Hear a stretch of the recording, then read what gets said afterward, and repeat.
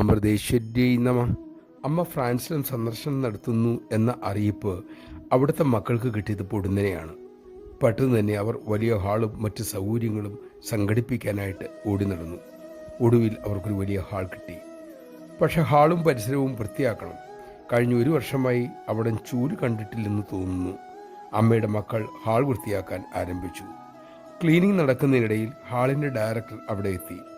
ഭക്തന്മാരുടെ ജോലി കണ്ട് അദ്ദേഹം പറഞ്ഞു, ജോലി ചെയ്യുമ്പോഴുള്ള നിങ്ങളുടെ ഈ ഉത്സാഹം, ആനന്ദം, സന്തോഷം, സഹകരണം, ഇതിൽ നിന്നും നിങ്ങളുടെ ഗുരുവായ അമ്മ ആരാണെന്ന് എനിക്ക് മനസ്സിലായി.